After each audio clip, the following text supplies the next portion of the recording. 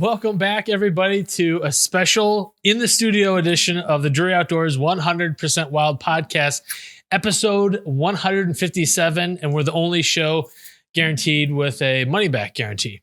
That means if you bought this, you should receive your money back because somebody bamboozled you. Who did you buy this from? I'd like to know. Give me names. So we're back, but I feel like I'm in an episode of Apprentice. I said that off camera and you immediately said you're fired. So can I go home now? I'm still kind of waiting for an answer. Like, if you want to let me go right now, I'll just get this over. Well, you fired me, remember?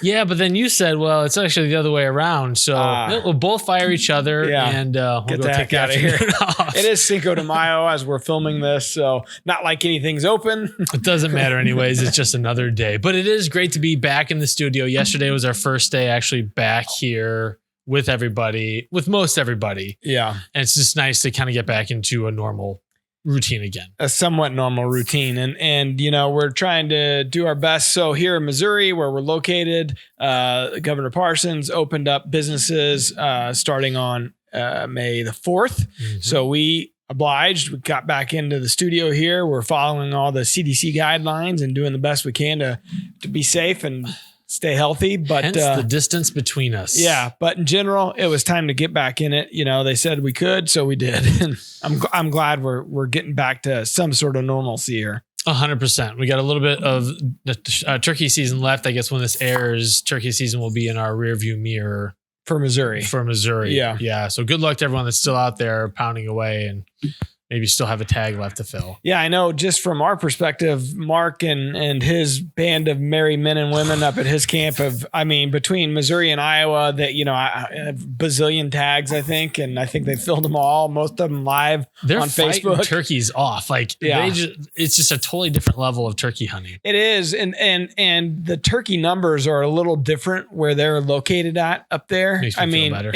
They definitely have a different, kind of thing happening in those areas. Cause even at Dad's place, which is northern Missouri, mm-hmm. Mark's a little further northwest, I believe, from where Terry's at. Yeah. And it's a whole different story. I mean, now back in the day, if you listen to Mark and Terry talk, where Dad's located kind of near the Kirksville, Missouri area used to be the Mecca. Mm-hmm. And it sounds like where Mark's currently at is the way it used to be. Spot. Yeah. So, we've had, different people come on the podcast and talk about reasons why that might be and why numbers. I remember Rob Keck talking about it and why those numbers are kind of in a what feels like a decline.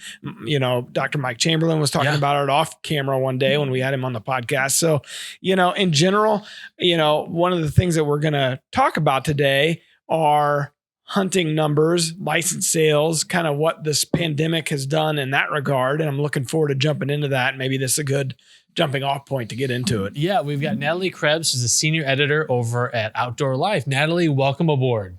Hey guys, thanks for having me on. We appreciate it. It's our pleasure. So Matt and I were going back and forth. He had sent me the link to your article, Will Coronavirus Help Get More Hunters or more people into hunting? And it really sparked a lot of discussion internally here. And wanted to have you on to talk about that, to kind of talk about the genesis of that and what you found in your research, because we're all looking for a silver lining. There's a lot of stuff that sucks about the pandemic, but is there a silver lining for our already beleaguered hunting community? Sure. So, I'll run through the article real quick. For anybody who hasn't read it, it basically looks at the future of hunting, which was already kind of on the ropes because we've been losing hunters for a while. But in the near term, like immediately, what does turkey season look like as a result of coronavirus? What might it look like later this fall or in a couple of years? And then what will it look like, way down the line? And so the takeaway is, if you haven't noticed, there are a ton of turkey hunters in the woods right now. Public land spots are getting hammered. Turkey harvests are up for the most part. It depends on a state by state basis. But yeah, there's a lot of people in the woods. And while it might be kind of a pain for you as a turkey hunter, it's actually a good thing for the sport. It's a good silver lining. We need those license sales and those license dollars.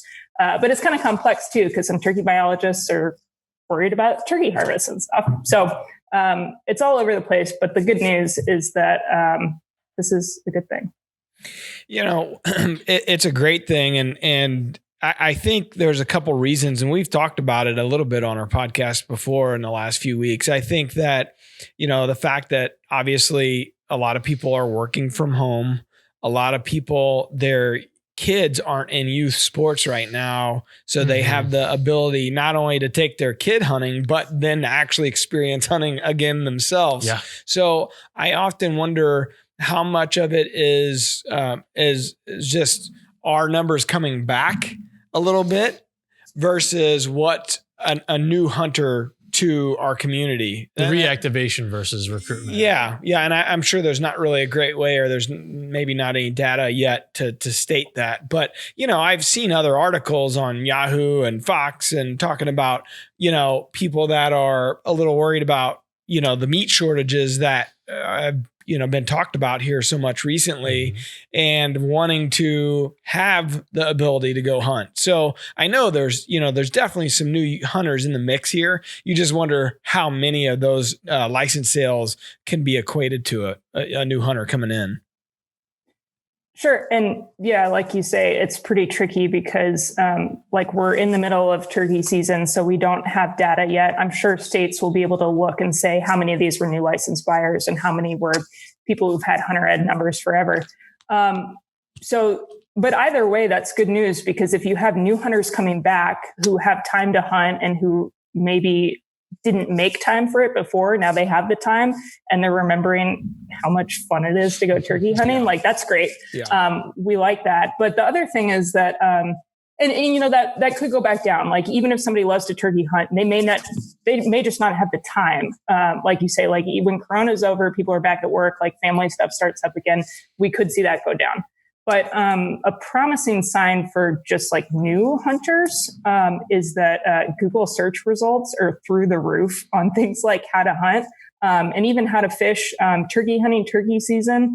That stuff is up. And you typically don't see like a veteran turkey hunter who has fallen off the map a little bit Googling how to hunt turkeys. Great point. So there's at least interest in it from people who've never done it before. And that's a good sign.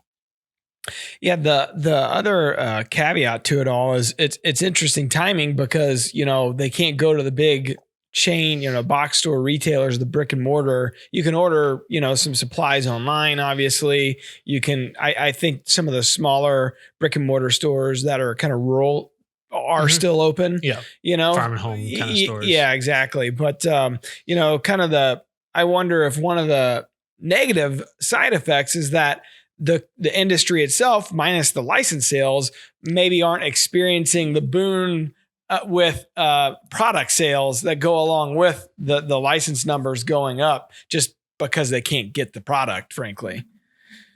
Yeah, I mean, supply chains are an issue. We know that from our friends that are in the manufacturing side, just how much stuff, companies are based here, but a lot of their manufacturing happens overseas, and just getting the product in stores is a challenge. Even the stuff that's based here in the States, plants are shut down, manufacturing facilities are shut down. So it's tough for the manufacturers right now. I just hope that, they're seeing a little bit of benefit out of all that, at least the spring. Turkey's a category that, unlike deer, deer is kind of the main mover of our industry, right. But turkey, you probably don't see as many, turkey related companies out there. So I'm hoping that they did get to experience some of the influx too. A little bump. Yeah. I could see you getting a little self-conscious about your Google search history over there. How to turkey hunt. I've been Googling that for 20 years. Well, how old is Google? 1997, I think, is when they popped on the scene. That's when I started Googling how to hunt. How do I do this? That's right. Well, and the other thing to think about is the sheer safety. With new people coming into the fold, it's awesome. But if you get folks out there that are new to the sport, and turkey hunting is probably the most dangerous type of hunting there is, especially public land hunting. If the numbers are increasing, they're shooting anything that moves. It seems like you got to really identify your target in those scenarios. Yeah. I was down in Douglas County, Missouri, a couple weekends ago, turkey hunting, and on the news they had a local guy that had been shot in the face by I think it was a younger hunter. This guy was kind of crawling through the underbrush, and he said it felt like he got hit in the face with a bunch of hornets stinging him. Yeah. And it wasn't life threatening, but it was awfully scary. The guy was out turkey hunting the next day. No kidding. Yeah, he was that dedicated to it. But I'm sure that's going to be a factor that we've just got to be a little more mindful. Yeah, they're definitely, given how many people are in the woods, that's true no matter if we're older hunters or new hunters. Like I think WMA usage in Georgia is up something like 48%, which is crazy. There's just so many people out there. But as far as the new hunters go, there's not a ton of data to like, this is a hunch. But I think a lot of people are probably looking how to get into hunting right now. And so that means people are going to be trying to figure out how to take hunter ed courses, how to get into it. So hopefully this season, we don't have as many like brand spanking new hunters running around for turkey season. And that we'll see like this sort of increase to all the turkey hunters over time in the next couple of years. But for sure, it's definitely something people need to be more careful about right now. So in your article, you reference New York and the ability to do some online courses. Do you kind of have an update in that regard? Or more states doing online hunting education, get kind of opening that access for people to get the ability to learn online and get their tags and stuff? Yeah, for sure. This is something that some states have been working on, like independently, but COVID has made them move a whole lot faster, which is great because state agencies are just behind the times a lot of the times, like with technology. I mean, try buying a license in any state and it's such a clunky site. But yeah, so more states are offering it online. New York in particular, I have tried to put a number of my friends through hunter education in New York, and they require like mandatory in-person classes, and it is a barrier to entry. So this is another good silver lining of COVID, is that now everybody can just go online and take their hunter ed in New York and not have to deal with the in-person stuff. And it doesn't affect like safety outcomes or anything like that.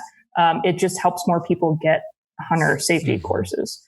I mean, the reality of it is, in this day and age, many people are accustomed to going online to get all of their information. And, I mean, if we're handing out degrees with online education, we certainly should be able to figure out, maybe it's that they do X amount of the course and then the final step is a consultation or something, whatever. I don't know, but you would think certainly we could figure it out.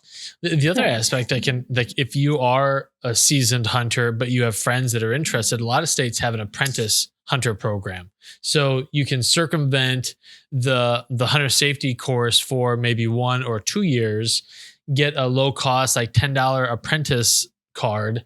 And as long as you're hunting in the direct presence of someone that has a license and has had it for at least a few years, you can hunt without going through the safety course. Because, for a lot of people, whether you do it online or whether you do it in person, if you do it in person, it's a day and a half or 2 days. That's a lot of time to invest into something you're not even sure you're going to continue doing.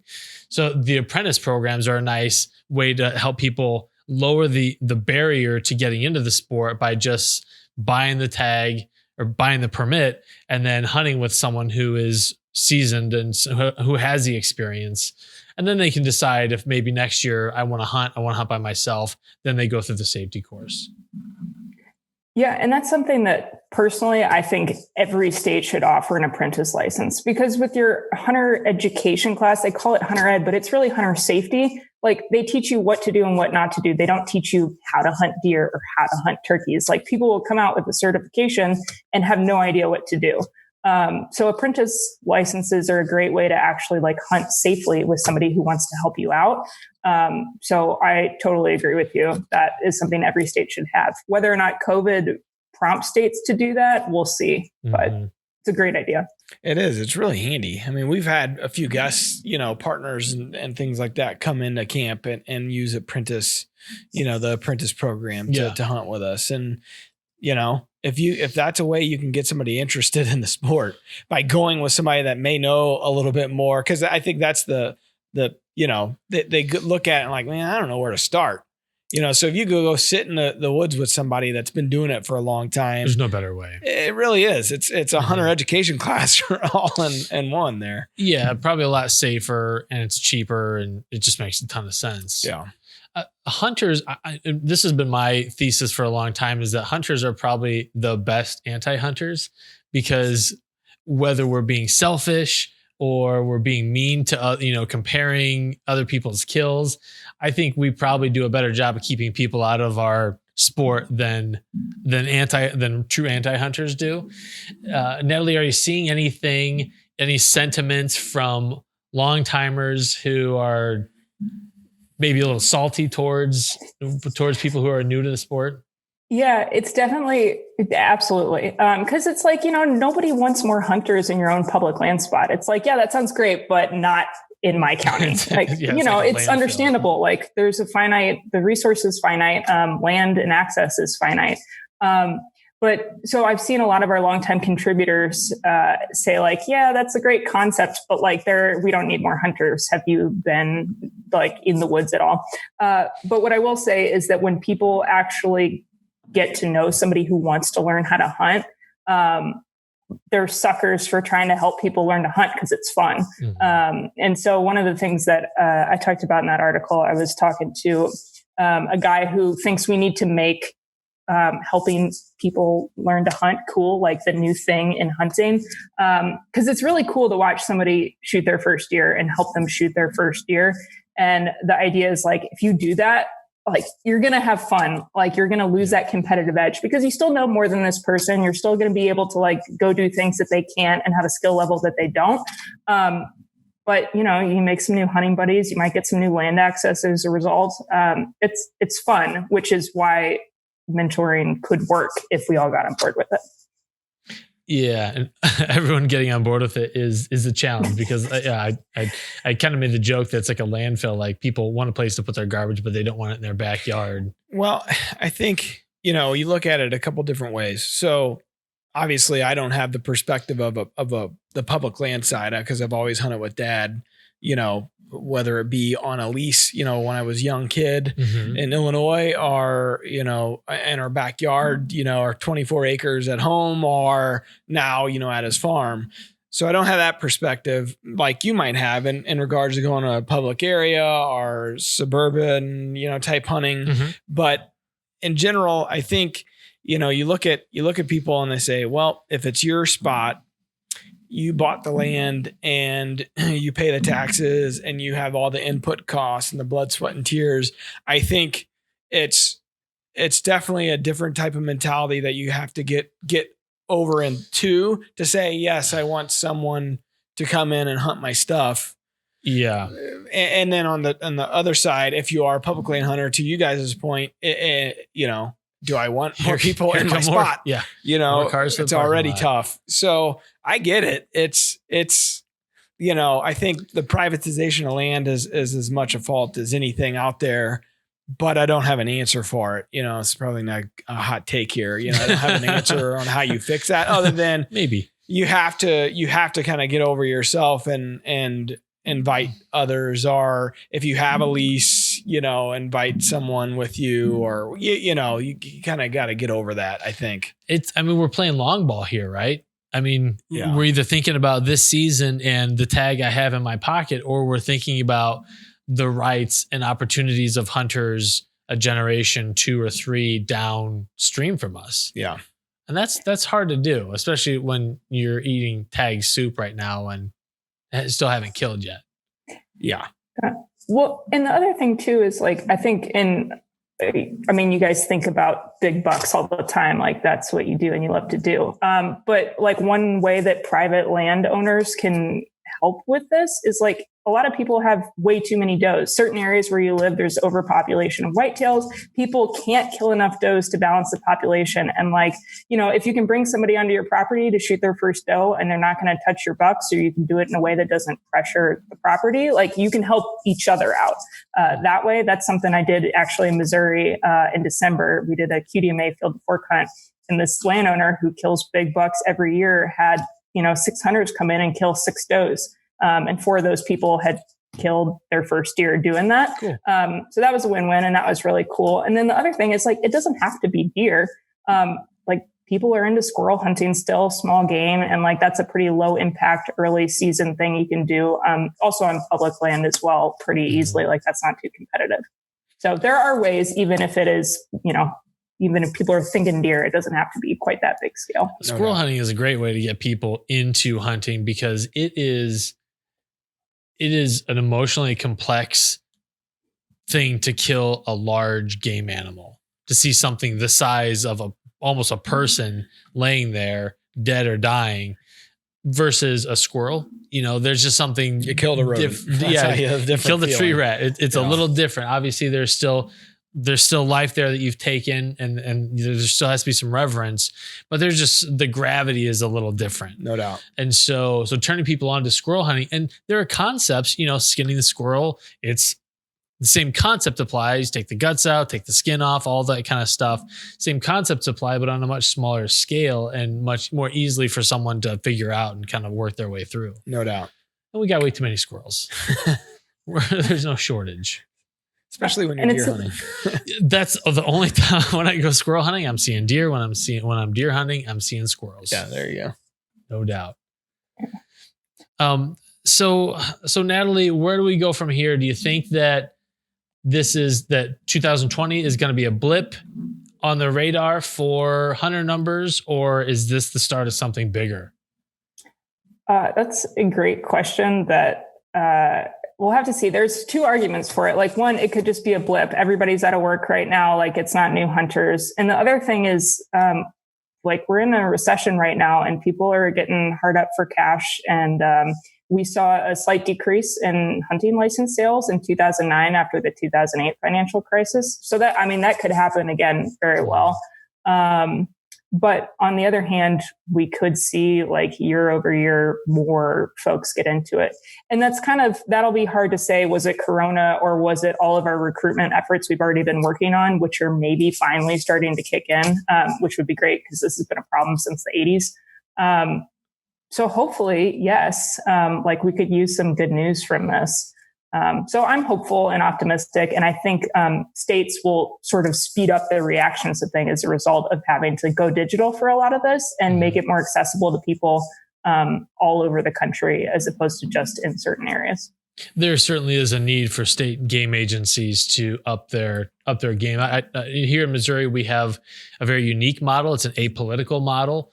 And it's pretty well funded. It's not impacted by the changing winds of who's in the governor's seat, which is nice. But a lot of states, their DNRs run their game management, and it's just a different story. So it's nice to see them finally getting a kick in the butt to do things right. No doubt. Well, let's jump into the question of the day here. Let's do it. All right. So the question of the day is proudly brought to you by RTP Outdoors, home of the groundbreaker 3-in-1 food plot implement. My name is Brianna. I'm a female archer. I pull 50 pounds with my Hoyt. I shoot normal size diameter arrows with a fixed blade. Would it be better if I shot the thinner diameter arrows? And should I move to a mechanical or stay with my fixed? That would be great to know. Thank you. So we are fortunate that Natalie is an avid bow hunter. So Natalie, what do you think about Brianna's question around, she's shooting 50 pounds. She's obviously thinking about maximum penetration, maximum kinetic energy. Should she go to small diameter shaft? Should she go to a fixed blade versus a mechanical? What do you think? Sure. So I would say that 50 pounds is plenty to kill deer, and it depends. I didn't catch where she's hunting, whether it's out west or in the east, but I probably pull 55 to 60 pounds depending on which bow I'm shooting, and you're going to get better penetration with a micro diameter or a smaller diameter arrow. So I don't think there's any reason not to switch besides the fact that the arrows can sometimes be a little more expensive depending on what model you get.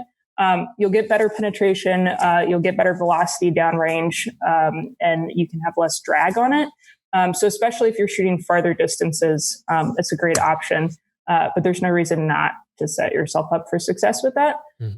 As far as the mechanicals versus fixed blade go, that is something that I'm partial to fixed blades. I don't like messing with something that could potentially fail. And if you're pulling 50 pounds, like you want to make sure that it deploys every single time.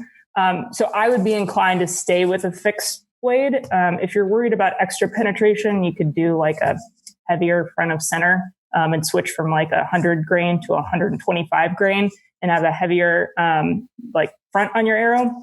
And that could help. But if it's a question between like two smaller diameter holes with a fixed blade and one large mechanical hole, like I want that second hole every time to help me with blood tracking. Yeah, no doubt. Makes sense. I know Taylor had for a long time was shooting a Rage SS.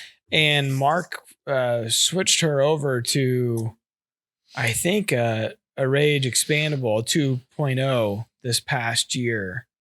And because he was noticing that she was getting plenty of penetration. And so he switched her over to that larger cutting diameter, and she had no issues with it this year. So, for those of you that might be curious, it can, I think like Natalie said, 50 pounds is more than enough to kill a deer. It's really what you're comfortable with. And we've seen some pretty good success out of those expandables. And I think once you're up over that 50 pounds, you're probably well within the range for a 2-inch, cutting diameter. Yeah. Especially with the efficiency of today's bows. Yeah. If you're hunting the Midwest, kind of like you were mentioning, Natalie, like where is she hunting at out West? Obviously you're shooting farther here in the Midwest. Most of your shots are going to be around 20 yards or so. And so you're not losing a ton of energy on your arrow at that point. So, very good. Brianna, thank you for asking the question. If you want us to answer a question on the show, just hop on to DreAoutdoors.com/podcast, click the send voicemail button and leave us your name, location, and what your question is. And we will do our best. It'd be something if they came on and answered their own question. I think that's what you were getting at there. Yeah, it's like a self-service kind of deal. Yeah, you can ask whatever you want, but be prepared to answer it. We got nothing for you. Ask us any question you want. We reserve the right to say we don't know. How about the wildlife word? You guys ready for the wildlife word? Yeah, let's do it. All right. Jacked. This week's wildlife word is rumination. Natalie, you seem much smarter than I. Do you have any idea what this can mean? Rumination. Well, I'm going to try and not make a bad pun about ruminating on this question, but I'm pretty... I did it. I'm sorry. But I'm pretty sure that a ruminant is something that chews its cud like a cow or a deer. Yeah. We got a smarty. She knows her stuff. And so this is just the verb form of that's what those ruminants do. It's the act of a ruminant animal, such as a deer or elk, regurgitating previously consumed food and rechewing it for digestion. This is a process all deer go through and sometimes called chewing the cud. She might be the first one that's ever gotten the wildlife word of the day. She wins. Nothing for winning. We're going to send you an Outdoor Life hat. Look, it's already here. Hey, we're that's quick. How fast we are. No, Natalie, I would just have to say thank you for your piece in Outdoor Life. I think it's important that we're calling attention to these larger trends in the hunting community. I think we need to be forward thinking, long-term thinking, and kind of considering the plight and the needs of others, not just our own seasons and what that's looking like. I just ask that once the data all comes in, that you give us an updated article down the road, because I'm really curious. As soon as I started reading it, and that's why I sent it to Tim, I'm like, man, I really would love to see what these totals are going to be at the end of turkey season. Because, I had heard that Tennessee was way up because they had an early season. You kind of were hearing some of that. But then you wonder states that cut out the out-of-state, tags. Yeah. If that was a factor in the overall numbers, they had to be. And if turkey numbers are lower, if people don't experience success, they're less likely to come back to it. Yeah. So what that'll look like for next year. That said, and maybe it's because there are so many people out there this year, but my news feeds were like jammed up with turkey pictures this DeerCast. year. The fan feed and DeerCast, it just felt like there was more this year than normal. And a lot of them youth, and I've said this on another podcast, youth and, dads, wives, whatever, are getting out. It just seemed like it was a lot more variety of people this turkey season than in years past. What was weird was previous to this weekend, I would just go scroll through and just hate these people. Just hate. And then after Saturday, I was like, oh, nice job. Yeah, way to go, buddy. You never liked any of the photos until you killed on Saturday. Because I'm a small man, small and petty. Yeah. Well, the world is just a sweeter place after you punch a tag. after you eat some turkey breasts. Yes, and we did. And we've got more in the fridge. So, and it sounds like, Natalie, you've got a tag left to fill. Yeah, I do. I killed a bird with my dad on opening day, and it's now been, 13 days of hunting for myself. And so season ends on Sunday. Hopefully I can make something happen. Because right now I'm still angry at all those people on my newsfeed. Yes. Good deal. Report back and let us know. We will link up the article in the show notes of this episode. So if folks want to read the article for themselves, because you go through a number of different aspects of this. We gave a kind of an overview treatment here, but if you really want to dig deep into the numbers, see her sources, definitely check out that article over on outdoorlife.com. All right. Natalie, you got anything that you want to plug before we sign off? No, just check out the article and I will work on that next story for you guys. There you go. See how many Sounds turkeys good. people killed this year. Well, thank you to everyone who has joined us this week. It feels good to be back in the studio. If you have friends that like hunting and they don't know about this show, what kind of a friend are you? You got to tell them. That's right. Please. We're going to go the PBS route and guilt people into having people watch I'm the show. fixing to have a marathon here. Oh, yeah. Jerry Lewis telethon. That's right. Well, Terry is Jerry. I can totally see him doing that. Senile, people would give us money for him old. to stop. Never stops once it starts. I'm writing that down. Terry is Jerry. Every story starts with, and to make a long story short, Yeah. and then he's just going to go. Yeah. All right, gang. Well, thanks for tuning in. We appreciate it. Natalie Krebs, thank you for hopping on. Thanks for having me, guys. All right. Thanks. Talk to you all later. Peace See out. ya. We're adding new videos every week, so make sure to click that subscribe button and check out all of our amazing content. This episode of DoD TV was brought to you by Bass Pro Shops and Cabela's.